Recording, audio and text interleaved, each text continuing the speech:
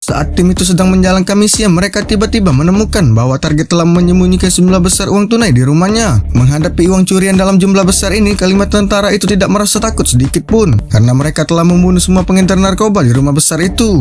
Namun agar tidak ketahuan oleh pengedar narkoba yang berpatroli di luar itu, mereka harus mencuri semua uang itu dalam waktu setengah jam. Saat itu mereka tidak khawatir membawa semua uang itu karena mereka dapat memenuhi truk patroli. Salah satu kapten itu menolak untuk membawa semua uang karena ia tidak pernah bermimpi untuk mengambil uang sebanyak itu. Namun salah satu anggota itu tidak ingin melewatkan kesempatan ini sia-sia. Lalu kapten itu menegaskan ambil saja secukupnya karena tidak punya banyak waktu. Setelah mengambil beberapa uang dolar, sang pemimpin mengusulkan untuk menggeledah bandar narkoba pemilik rumah itu, lalu membakar sisa uang dolar dan rumah bangsawan untuk memusnahkan tempat ini. Mereka menggeledah seluruh rumah itu dan tidak menemukan bandar narkoba. Namun tepat ketika mereka hendak membakar dan pergi, lemari pakaian itu tiba-tiba bergerak. Kemudian pria itu menembak bandar narkoba itu 3 kali di kepalanya, membuatnya tidak memiliki napas yang tersisa. Tetapi tembakan bandar narkoba itu mengenai ginjal salah satu anggotanya. Rekannya yang sedang mengintai di luar melihat bahwa kelompok pengedar narkoba itu telah kembali memasuki kompleks. Saat ini semua orang tahu bahwa mereka harus membunuh semua pengedar narkoba itu dan membuat jalan itu dipenuhi darah. Pengedar narkoba itu telah ditunggu di tangga ketika masuk. Mereka yang membawa senjata itu belum sempat melepaskan tembakan.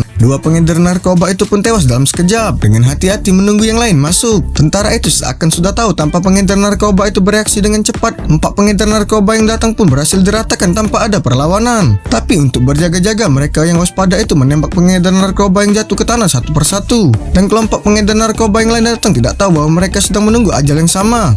Meskipun mereka banyak dan kuat, mereka tetap jatuh di tangan para tentara itu dan rumah besar yang dipenuhi uang dolar itu pun menjadi abu oleh api. Namun setelah ditimbang, mereka mendapatkan angka yang mengerikan, yaitu beratnya 3 ton dan sama dengan 200 juta dolar. Tapi mereka menghadapi masalah besar. Helikopter membawa 3 ton uang itu tidak dapat melintasi pegunungan, karena helikopter itu hanya bisa terbang setinggi 600 meter.